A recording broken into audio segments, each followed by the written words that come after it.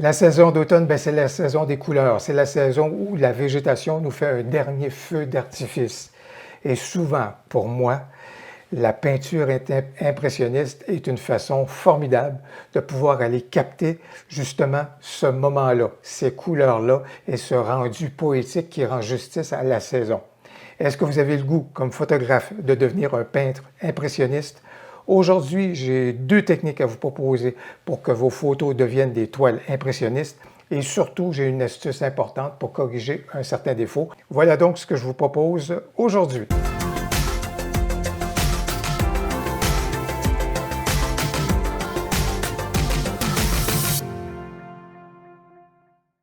Lorsque je fais référence à la peinture impressionniste, j'ai particulièrement à l'esprit Claude Monet, qu'on connaît avec les Nymphéas, avec ses jardins qui sont magnifiques, c'est extraordinaire, ou encore Seurat avec son pointillisme. Alors, la première technique que je vais vous présenter va nous permettre de faire des photos comme celle que vous voyez donc à l'écran. Alors, vous pouvez voir une belle scène avec beaucoup de feuilles qui étaient donc là, qui jonchaient le sol, quelques arbres qui avaient encore quelques fleurs. Et je vous dirais qu'à ce moment-là, on va réussir cette technique-là parce qu'au moment de la prise de la photo, notre appareil va être en déplacement. Alors, dans ce cas ici, en général, et c'est la même chose pour l'autre technique, ce qu'on va chercher à obtenir, c'est une durée d'exposition autour de 1/15e de seconde, 1/10e de seconde, 1/5e de seconde, quelque chose qui serait dans ce registre-là. Si vous avez un petit peu plus long, tant mieux, ça peut être correct, mais déjà à partir de 1/10e ou 1/15e de seconde, on peut s'amuser. Et dans ce cas ici, c'est effectivement, même si je suis en train de regarder mon écran, j'ai présentement 1/6e de seconde, alors ce serait parfait si j'avais à faire une photo à ce moment-là de mon écran que je voulais le faire de façon impressionniste. Après cela, on utilise la technique de Michael Lurton. Ici, j'illustre un tout petit peu ce que ça va donner. Et ici, on va zoomer un tout petit peu dans ma photo et je vous la présente. Alors, ce que vous pouvez voir, c'est que, et particulièrement si vous regardez un peu les faisceaux lumineux, vous voyez que l'appareil a été en déplacement. Vous voyez qu'il y a là un mouvement qui a été fait, donc au niveau de l'appareil, qui est dans une forme un peu circulaire. Particulièrement si vous regardez les trois faisceaux lumineux juste ici, dans le haut à droite, vous voyez bien qu'il y avait là un déplacement de la part donc de mon boîtier. Alors, dans ce cas ici, si je reprends donc la chose, je suis à 1/6e de seconde, je suis intéressé par la scène que j'ai devant moi. Alors, ce que je vais faire, c'est que je vais commencer à déplacer mon appareil, je tourne, je tourne, je tourne, je déclenche. Je tourne, je tourne, je tourne, je déclenche et je continue de tourner. Je tourne avant, je déclenche, je continue de tourner. Assez souvent, l'erreur que les gens vont faire, c'est se poser la question s'ils doivent déclencher et commencer à tourner par la suite. Ce que je vous propose, c'est que le déclenchement fasse partie du mouvement général et que vous répétiez celui-ci sans vous arrêter, si vous voulez, pour vérifier le résultat, parce que c'est un peu comme une mémoire musculaire. Alors, dans ce cas ici, je tourne, je déclenche et je continue de tourner. Voilà donc comment est-ce qu'on réussit à créer donc ce déplacement-là. Et vous avez pu voir que le mouvement, il est léger. Il ne s'agit pas d'avoir une grande amplitude. Il ne s'agit pas de faire des grands mouvements comme ça. Vous allez vraiment donner mal au cœur aux gens qui vont regarder votre photo. Mais c'est des tout petits mouvements circulaires que vous pouvez donc réaliser donc avec votre boîtier. Et ça va vous donner donc un résultat comme une toile impressionniste. Et ça va vous permettre d'obtenir des rendus comme ce que vous voyez présentement donc à l'écran, un sentier d'automne, etc., les feuilles qui sont là. Et encore une fois, comme vous pouvez constater, le léger mouvement circulaire qui est là, qui vous permet donc de créer ce flou qui donc se rapproche de la peinture impressionniste. Bien sûr, il y a quelque chose qui est un petit peu, je vous dirais, un petit peu, pas désagréable, mais je vous dirais qu'il est un petit peu un défaut parce que c'est intéressant au niveau des couleurs, des feuilles, tout cela. Mais lorsqu'il y a des sources lumineuses, donc effectivement, en arrière-plan, il y a soit le ciel ou encore le soleil, etc., donc il y a de la lumière, bien, vous voyez qu'ici, ce n'est pas toujours flatteur au niveau donc des sources lumineuses lorsqu'on a donc ces mouvements circulaires-là. Alors, restez avec moi parce qu'à la toute fin, je vais vous montrer une astuce justement pour pouvoir corriger cette situation-là. Vous allez allez voir, ça vaut vraiment la peine de connaître cette astuce-là. Encore une fois, dans ce cas ici, avec ce mouvement-là, on est capable de faire quelque chose, et surtout en plein jour, lorsque la lumière elle est plus dure, je vous dirais, à ce moment-là, ça se rapproche de Seurat, avec son pointillisme, comme vous pouvez donc le constater. Encore ici, une belle scène, mais comme vous pouvez le constater, dans ce cas-ci, c'est encore plus sévère qu'auparavant. Lorsqu'on a des sources lumineuses, vous voyez, c'est pas toujours flatteur. Alors, ça vaut la peine de savoir comment corriger le tout, et non pas en passant par le tampon de duplication. Vous voyez tout le travail qu'il y aurait à faire. Ce serait vraiment quelque chose d'assez fastidieux, comme vous pouvez le constater. Et grâce à cette astuce-là, ça va vous permettre d'obtenir des rendus comme celui-ci. Vous voyez justement aucune source de lumière, pas de petits halos blancs qui sont là à ce moment-là. Ça fait quelque chose qui est bien, je pense, qui est bien agréable et bien réussi. Et c'est la même chose ici, dans ce cas ici. Donc, restez donc avec moi pour connaître cette astuce-là. Je pense que vous allez l'apprécier. Incidemment, pas besoin d'avoir un appareil photo avancé, professionnel ou semi-professionnel pour réussir à faire ce que je viens de vous présenter. Assez souvent, la plupart des photos que je vous ai présentées jusqu'à maintenant ont été captées avec mon appareil compact, le Canon G5X. Alors, vous voyez, là, vraiment, on n'est pas obligé d'être justement dans des appareils de gros calibre pour réussir le tout. Et assez souvent, lorsque je prends ces photos-là, je les présente aux gens qui m'accompagnent et les gens sont toujours surpris de voir que ce qu'ils ont devant eux s'est transformé justement directement dans le boîtier, dans ce qu'ils voient.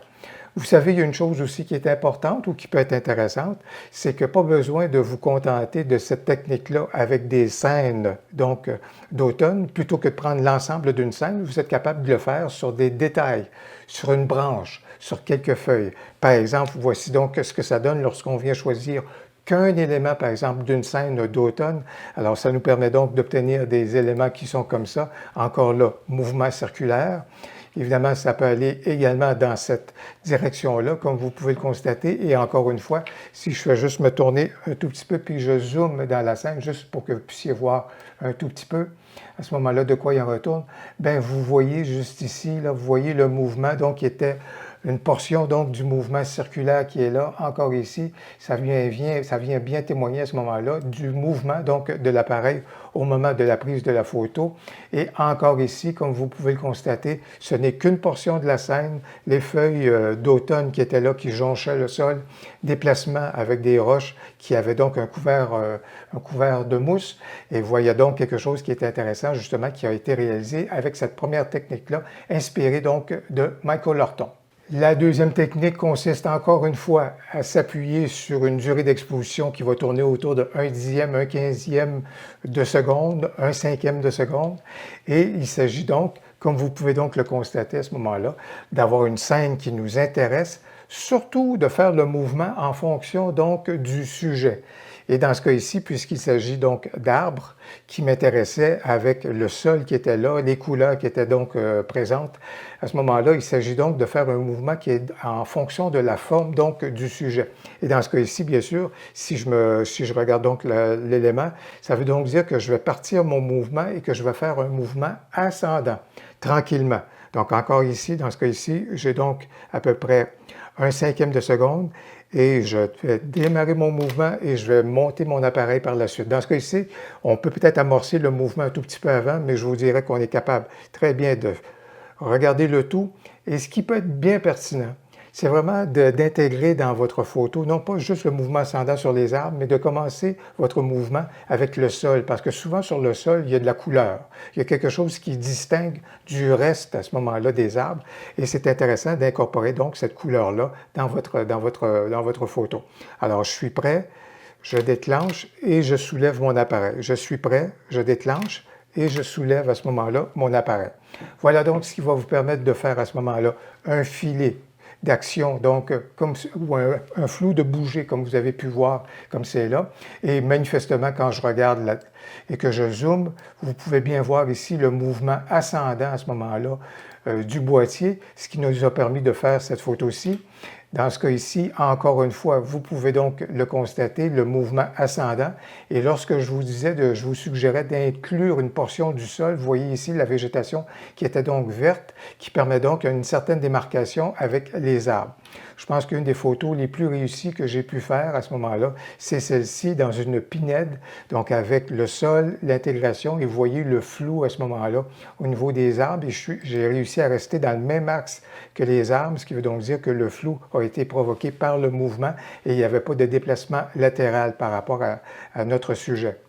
Bien sûr, encore ici, j'ai pu le faire. Il ne s'agit pas d'une scène d'automne, mais une scène d'hiver, comme vous pouvez voir, mais ça va donner d'excellents résultats. Et bien sûr, lorsqu'on connaît cette technique-là, pourquoi s'arrêter strictement à la forêt? Pour le réaliser, il y a d'autres situations qui peuvent être intéressantes, comme dans ce cas ici, avec des quenouilles qui étaient là, donc en bordure d'un étang. Et comme vous pouvez le constater encore ici, avec des couleurs, bien, ça va donner quelque chose d'intéressant.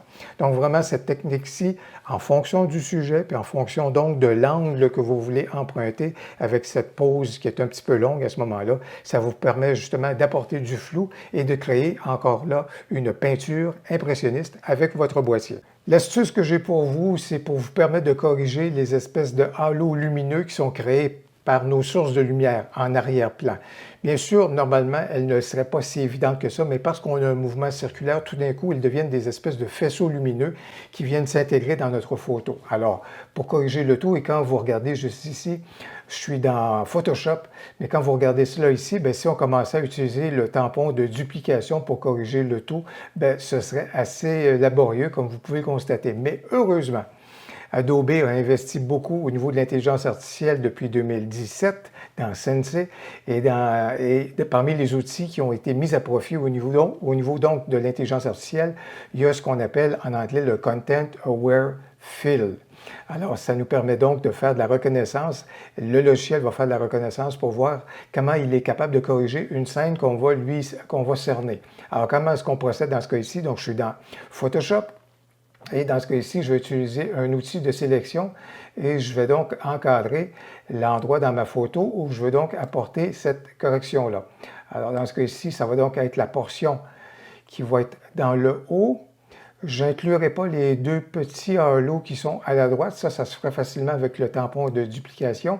Mais dans ce cas-ci, je vais donc cerner ma scène qui est juste là et je vais lui dire ici dans Édition, remplissage d'après le contenu, ce qui est donc le Content Aware Fill. Et là, le logiciel fait son analyse, il a pris une zone, il a identifié une zone qui lui permettrait donc de récupérer de la matière pour corriger le tout.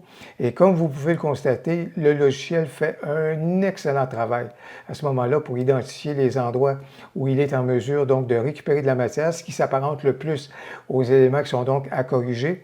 Alors dans ce cas ici, je vais lui dire absolument d'appliquer cette correction-là. Et par la suite, il nous restera donc quelques petites retouches à faire avec le tampon de duplication. Ben voilà donc deux techniques pour vous permettre de devenir un peintre impressionniste avec votre boîtier et surtout une astuce pour vous permettre de corriger rapidement quelques défauts qui pourraient paraître et qui pourraient survenir dans votre photo. J'espère que vous avez aimé cette vidéo et si c'est le cas, n'hésitez donc pas à cliquer sur j'aime et surtout n'hésitez pas à commenter. J'ai bien hâte de vous lire. Au plaisir, à la prochaine!